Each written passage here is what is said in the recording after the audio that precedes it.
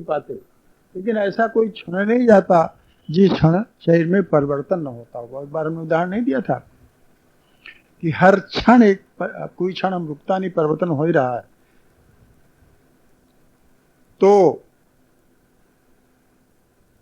कहना हम ये चाह रहे हैं कि ये शरीर अपना नहीं है। अपना से मतलब हमारे अंदर जो जीवात्मा मौजूद है उससे मतलब है। अहम, अपना अस्तित्व जिसे हम कहते हैं, स्वयं जिसे बोलते हैं, अपना एहसास होता है कि हमारा शरीर जब हम कहते हैं तो यही कहते हैं हम, इसके माने हम और शरीर अलग अलग। हम और शरीर कहते नहीं हमारा शरीर, हमारी उंगली, अर्थात हम उंगली अलग अलग है, तब तो हम कहते हैं हमारी उंगली, हम उंगली थोड़े कहते हैं। तो शरीर हमसे बिल्कुल अलग है, हम अलग हैं। जितने सब परिवर्तन हो रहे हैं, जो कुछ भी हो रहा है, वो सब शरीर में हो रहा है, हमसे शरीर से कुछ लेना देना नहीं।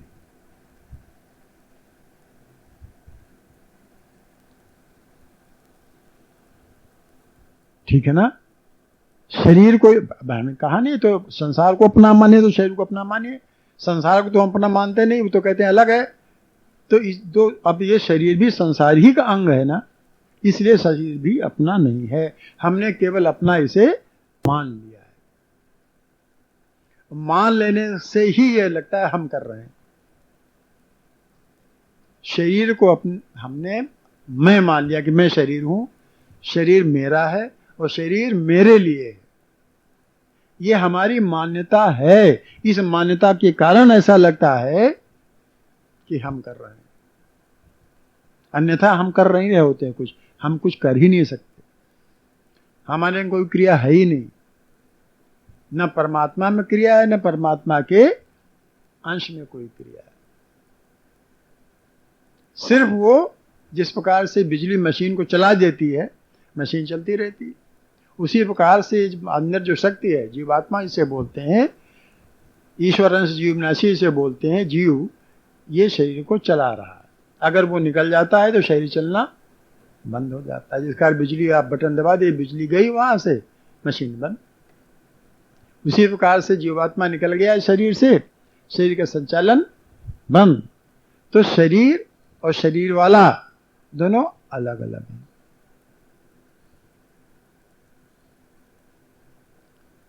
शरीर और शरीर वाला दोनों अलग अलग हैं। हम अब मान लेते हैं कि शरीर हमारा है, इसलिए इसमें कमियां महसूस होने लगती हैं हमको। हमारे अंदर कोई कमी नहीं है। परमात्मा में या परमात्मा के अंश में कोई कमी नहीं है।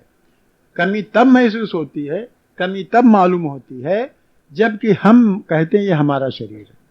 शरीर की वजह से अपने में कमी मालूम होने लगती, क्योंकि शरीर में कमी है। परमात्मा में कोई, न परमात्मा कुछ चाहिए अपने अंदर, जीवात्मा उसको कुछ ना चाहिए, उसमें कोई कमी नहीं है। न ज्ञान की कमी है, ना आनंद की कमी है, ना सत्य की कमी है। वो सच्चित आनंद स्वयं है, इसलिए उसको कुछ ना चाहिए। चाहिए किसको? शरीर को। कमी शरीर में। इसलिए शरीर की जो इच्छा होती है वो अपनी इच्छा मालूम होने लगती है, क्योंकि हमने शरीर को तादात्म्य कर लिया है, शरीर को अपना मान लिया है। इसलिए शरीर की इच्छा अपनी इच्छा मालूम है। हम ये सब बातें इसलिए कह रहे हैं क्योंकि जानना चाहिए, जब हम साधना करते हैं, पूजा करते हैं, शरीर से पूजा करते हैं, शरीर वाला पूजा करता है, और किसकी पूजा करता है?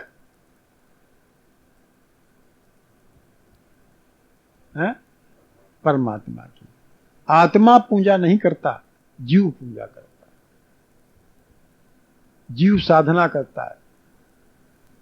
क्यों साधना करता है? क्योंकि जो जिस अंश से अलग हो जाता है वो अंशी में मिलना चाहता है। ये प्राकृतिक नियम है।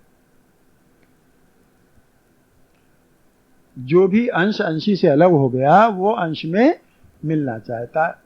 अग्नि सूरज का अंश है।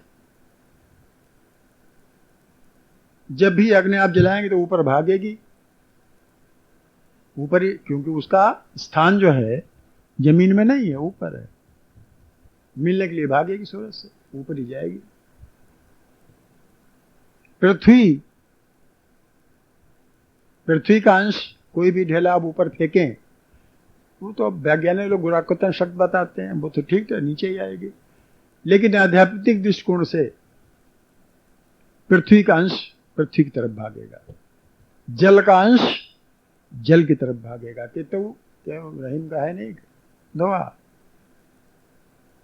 कल बल जल ऊपर चढ़े तो वो नीच को,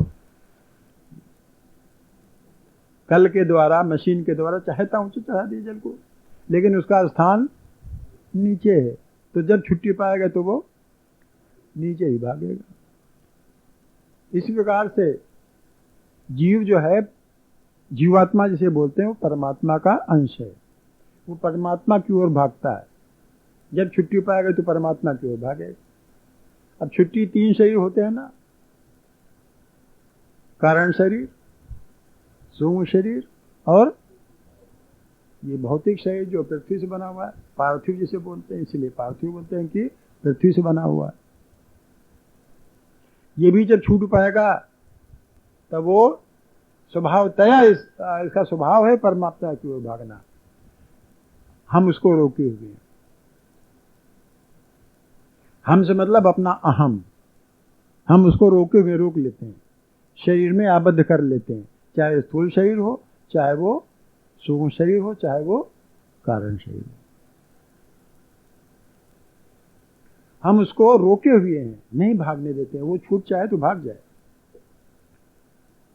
वो भागना चाहता है परमात्मा की ओर। बंद है शरीर में, अपने प्रारब्धवश कर्मोंवश शरीर में आ गया, चाहे इस शरीर में हो चाहे जिस शरीर में हो, वो कर्म बस बंधा हुआ उसमें। लेकिन उसमें बौखलाहट है, उसमें बिलबिलाहट है, कब छूटे कब मिल जाए जा करके। लाली मेरे लाल की जिद देखो तिर लाल, और लाली देखन मैं गई मैं भी हो गई।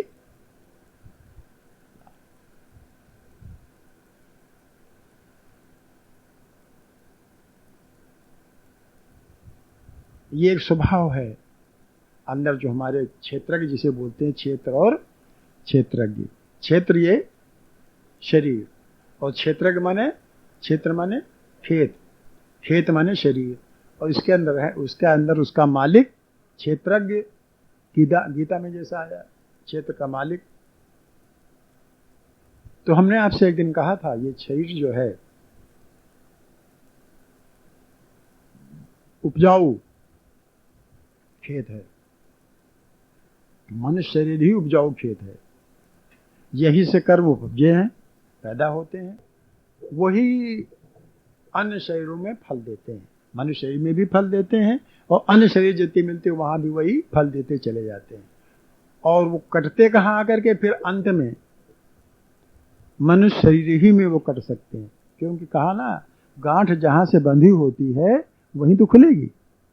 आप गांठ कहीं बंधी, खोल अलग रहे, वहां नहीं खुलेगी, क्योंकि कर्म हमने यही किए।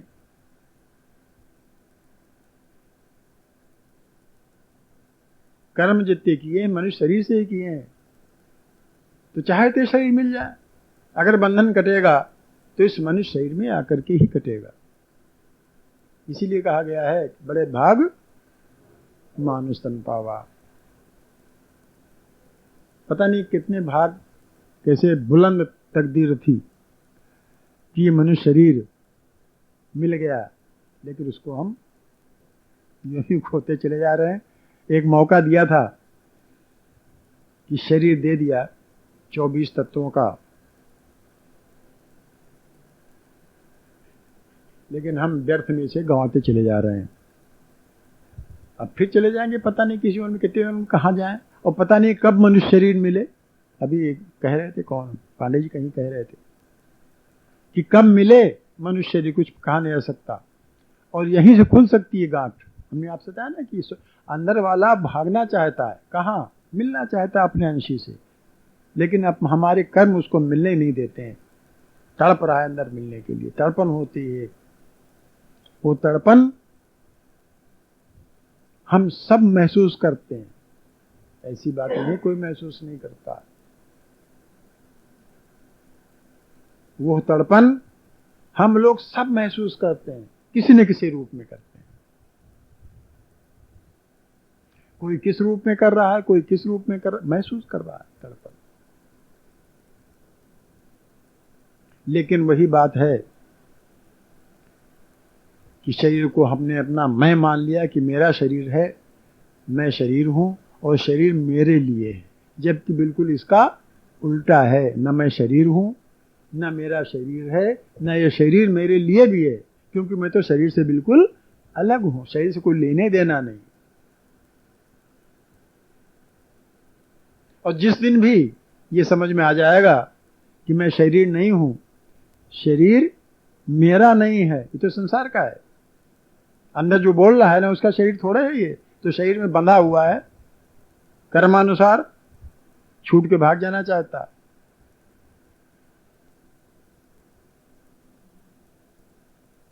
लेकिन हम उसको छोड़ने नहीं देते। पूजा तो करते हैं, पूजा काहे के लिए करते हैं? हम सब जानते हैं पूजा काहे के लिए करते हैं, सब जानते हैं पूजा काहे के लिए करते हैं। कोई भगवान पाने के लिए पूजा उजा नहीं करता। हर कोई संसार पाने के लिए पूजा करता है, भगवान पाने के लिए कोई पूजा नहीं करता। पाखंड भले कर ले, पाखंड भले कर ले, अपने दिल को समझा ले, हम तो भगवान को चाहते हैं, कुछ नहीं चाहते हैं, भगवान के लिए रोते हैं, लेकिन रोता है संसार के लिए।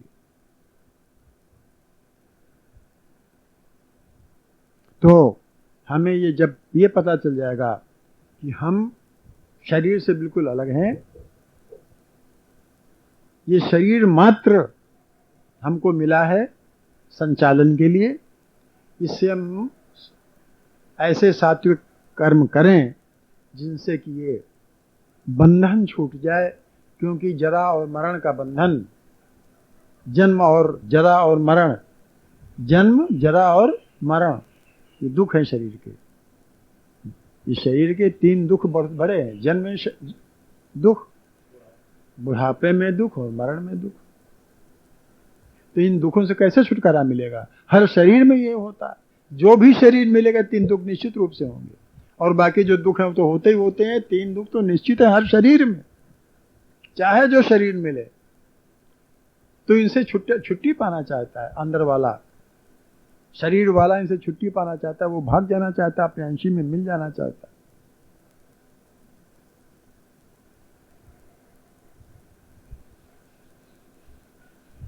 तो इस बात को हम आप समझें कि हम अलग हैं और हमारा शरीर अलग है।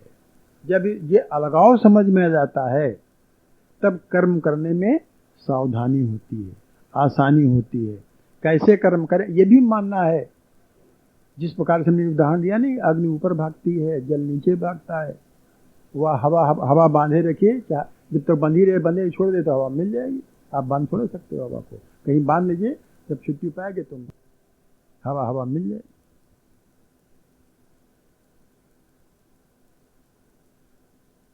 इसी प्रकार से हमारा अंश जो है वो अंश मिलना चाहता है। हमारा कर्तव्य है, धर्म है हमारा, इसको अंशी को अंश में मिल जाने दें, उसको परेशान न करें। उदाहरण दिया हुआ है, जैसे गाय का बछड़ा गाय से अलग हो जाता है। बहुत सुंदर उदाहरण दिया है शास्त्र में। जिस प्रकार से गाय का बछड़ा गाय से अलग हो जाता है, तो गाय अलग रंभाती और बछड़ा अलग व्याकुल होता है, कैसे जाए और कैसे बछड़े से मिल जाए। और बछड़े में एक बात और होती है, कई बछड़े हों और कई गायें हों, कई बछड़े हों और कई गायें हों, लेकिन बछड़ा अपने ही माँ के पास जाएगा। कई गायें हों, कई बछड़े हों, लेकिन बछड़ा अपनी ही माँ के पास जाकर दूध पिएगा। ये भी एक विशेषता होती है गाय बछड़ा। कई कहते हैं खड़ी बछड़ा छोड़ दियो, अपनी माँ के पास जाकर वहीं दूध पी जाए। उदाहरण दिया है शास्त्र में। तो इस शरीर से अपना अलगाव समझे। अभी ने कहा था शरीर कई तरह के होते हैं। ये हमारा भौतिक शरीर है, इसके भीतर सूक्ष्म शरीर है और उसके भीतर कारण शरीर है। ये तो एक भौतिक शरीर के शरीर हो गए। आपको सुनकर बड़ा आश्चर्य होगा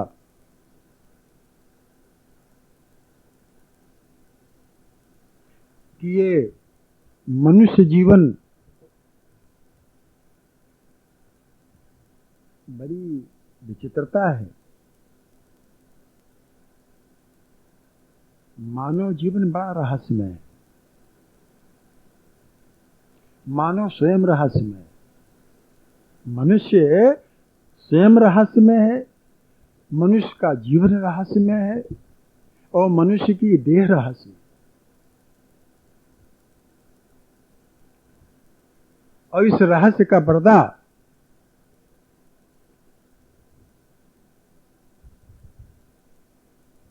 अनादिकाल से उठता चला आ रहा है। जब से मनुष्य सभ्य हुआ है,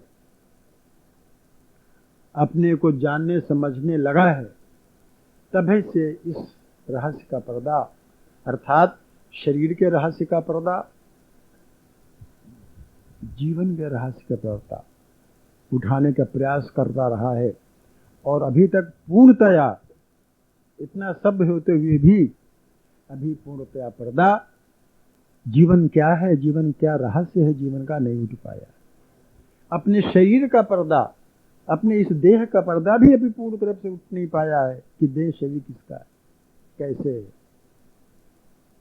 काटा पीटा गया, डॉक्टर लोग काटते पीटते हैं, रिसर्च करते हैं कि ये शरीर यहाँ है, यकृत यहाँ है, गुर्दा यहाँ है, आते ये होती हैं, जिगर ये है, फलाई चीज ये, ढमाकी चीज, सब अलग अलग काट काट के देख लेते हैं, समझ लेते हैं, पढ़ लेते हैं, जान लेते हैं। लेकिन ये क्या जानते हैं? केवल भौतिक शरीर जानते हैं ना। शरीर की जो भौतिक माया है, शरीर की जो भौतिकता है, वो हम समझ लेते हैं शरीर को खोल के देख करके। लेकिन शरीर की जो आध्यात्मिकता है, जो शरीर की आध्यात्मिक शक्ति है, वो कौन देखता? उस पर से रहस्य का पर्दा अभी तक नहीं उठा। 50 साल हमें हो गए आध्यात्मिक जीवन को व्यतीत करते। इस जीवन में, इस जीवन काल में, जब से मैं 18 साल का था तभी से खोज कर रहा हूं जीवन के रहस्य का, आध्यात्म के रहस्य का, शरीर के रहस्य का। हो सकता है पिछले जीवन में भी खोज करता रहा हूं। इस साल तो आप लोग सभी देख ही रहे हैं, जो हमारे पुराने साथी वकील साहब जैसे 18 साल की अवस्था से मैं 50 साल हो गए होंगे, 68 साल की उम्र हो रही है, तो बराबर खोज करता रहा हूं। न मालूम कितने लोगों से मिला, न मालूम कितने साधु संतों से वार्तालाप हुई, न मालूम कितने देहधारियों से, अदेहधारियों से मिला, कहां कहां नहीं गया जीवन का रहस्य जानने के लिए, आध्यात्म का रहस्य जानने के लिए, शरीर का रहस्य जानने के लिए। जीवन क्या है, इतना रहस्यमय जीवन, इसको कुछ तो पर्दा खुले। अनेक साधु संतों से मिला, अशरीरी जो साधक हैं उनसे मुलाकात हुई, इस जीवन का रहस्य जानने के लिए। जिनसे मिला उन लोगों से यही मालूम हुआ कि हम खुद से जीवन के रहस्य खोज में। जिन साधकों से मिला, चाहे वो शरीर साधक रहे हों, चाहे वो अशरीर साधक रहे हों, उन्होंने कहा हम खुद जीवन का रहस्य खोज रहे हैं। जीवन क्या है, आत्मा क्या है, परमात्मा क्या है, इसकी खोज में हम जुटे हुए हैं। हम क्या उत्तर दे सकते हैं? हम स्वयं अपना उद्धार चाहते हैं। अपनी इस काया को, चाहे वो सूक्ष्म काया हो, चाहे वो कारण शरीर हो, छुटकारा पाना चाह रहे हैं। स्वयं कोशिश करें छुटकारा मिल जाए, क्योंकि अनेक जीवन से हम भटकते चले आ रहे हैं, जन्म जरा और मृत्यु से निपटते चले आ रहे हैं।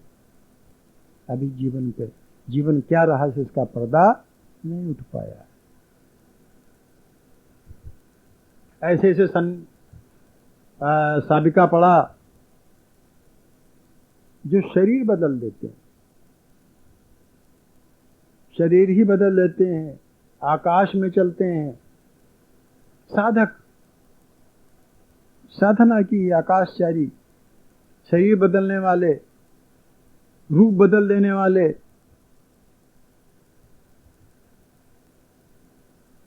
सत्संग का स्वभाव कुछ अवसर मिला, लेकिन सत्य ने यही कहा कि हम स्वयं जीवन के रहस्य के खोज में हैं, परमात्मा की खोज में हैं, सत्य की खोज में। शरीर, पिछली बार हमने आपसे कहा था,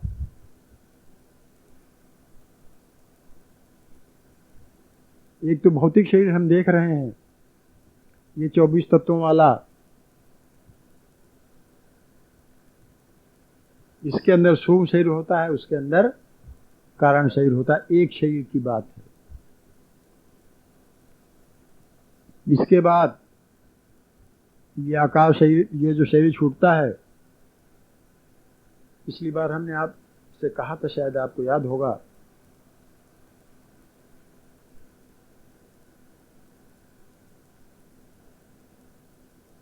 तो सूक्ष्म शरीर से निकल जाता है और तुरंत एक अतिवाहक शरीर बन जाता है। अतिवाहक शरीर जो कि सूक्ष्म शरीर को लिए घूमता है, विभिन्न यातना शरीरों को निर्माण करता है, यातना भोगाता है। अनेक प्रकार के शरीर गिनाए थे हमने, आपको एक एक शरीर बताऊंगा। अतिवाहक शरीर क्या होता है, यातना शरीर क्या होता है, देव शरीर क्या होता है, भून शरीर क्या होता है, शाक्त शरीर क्या होता है, ज्ञान शरीर क्या होता है, भाव शरीर क्या होता है, देह सिद्ध क्या होती है, सिद्ध देह क्या, अलग अलग है। देह सिद्ध और सिद्ध देह, शरीर की बात बता रहा हूं। सिद्ध शरीर और शरीर सिद्ध, ये दो अलग अलग बातें। इसके अतिरिक्त ये तो शरीरों की व्याख्या है। शरीर कितने प्रकार के शरीर होते हैं, कुछ प्राकृत शरीर होते हैं, कुछ अप्राकृत शरीर होते हैं, कुछ योनि शरीर होते हैं, कुछ अयोनि शरीर होते हैं, कुछ मैथुनी शरीर होते हैं, कुछ अमैथुनी शरीर होते हैं। आपको सुनकर ताज्जुब होगा, और एक आधे उदाहरण भी मौजूद हैं।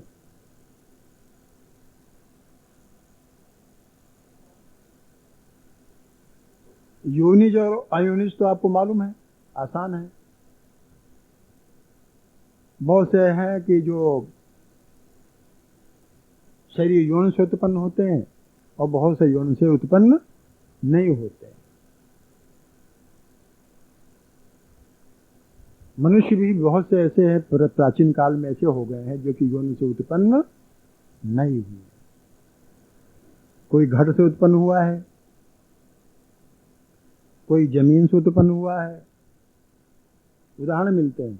कोई सरकंडों से उत्पन्न हो गया है, अग्नि से उत्पन्न हुए हैं, ये अयोनि। इसी प्रकार से मैथुनी सृष्टि अमैथुनी सृष्टि होती है, अमैथुनी सृष्टि भी होती है। अमैथुनी हाँ,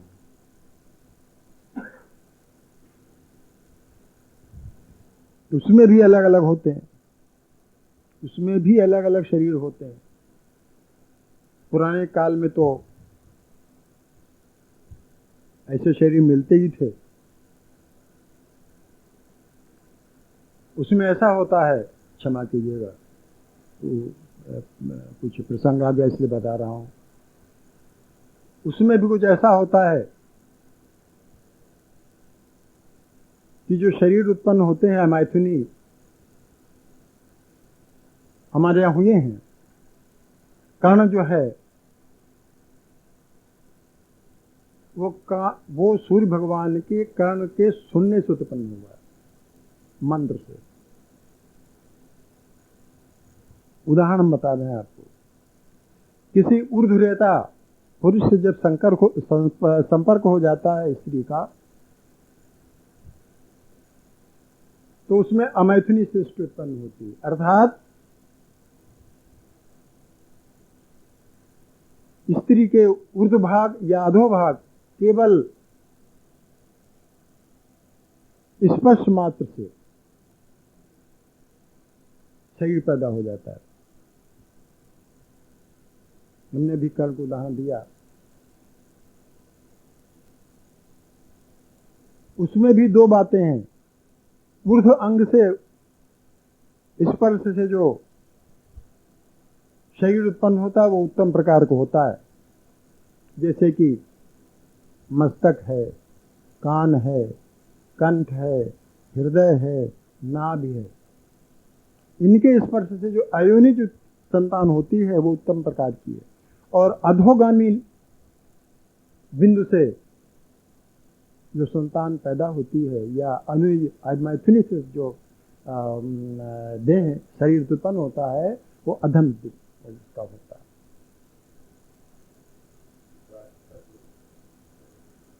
हाँ, मतलब वो अमैथुनी सृष्टि है, मतलब वो शरीर है। हाँ, ये शरीर देह जिसे बोलते हैं, शरीर की मैं बात कर रहा हूं इतनी देर से। ये गर्भ से भी, अच्छा हाँ, ये स्पर्श से होते हैं। कुछ जो देह से उत्पन्न होती है, कुछ सृष्टि जो मतलब शरीर उत्पन्न होते हैं वो केवल स्पर्श से ही नहीं, कुछ दृष्टि मात्र से उत्पन्न होते हैं, देखने से। हाँ, वेद अभ्यास की उत्पत्ति जो है मात्र देखने से हुई। और कुछ देह ऐसे होते हैं देखने नहीं, सिर्फ संकल्प से उत्पन्न हो जाते हैं। ऊर्ध्वरेता पुरुष जितने होते हैं उनके मात्र संकल्प से देह मतलब पैदा हो जाती है, मतलब देह बन जाती है।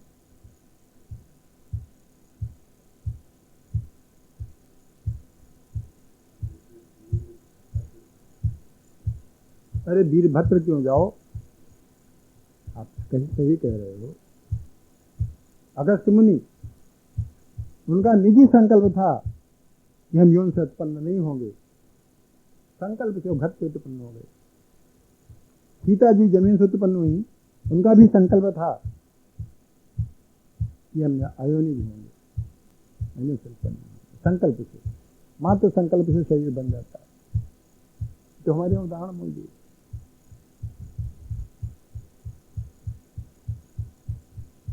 एक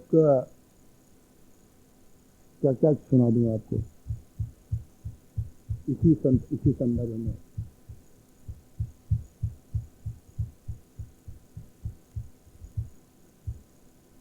सुना दूं, हमें जल्दी जाना है, घर में कोई नहीं।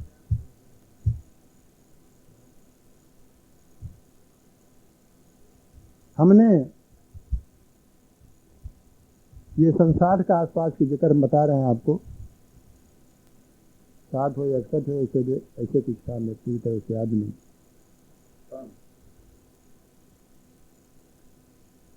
हम पता नहीं, शायद उस समय हम इतिहास के इन्हें कर रहे थे, पीएचडी भी साथ में थी और क्या नाम है इतिहास में भी कर रहे थे। जिज्ञासा इतिहास जानने की थी। पुराना इतिहास हमें बहुत प्रिय है। अपना भारतीय पुराना इतिहास 2 सब्जेक्ट में कर चुके थे। पीएचडी कर रहे थे, साथ साथ इतिहास में एमए भी कर रहे थे। 60 के आसपास की बात है। तो उस समय साधना भी चल रही थी। हमारा साथी भी हमारे साथ था, अदृश्य साथी, जिसके साथ हमने अनेक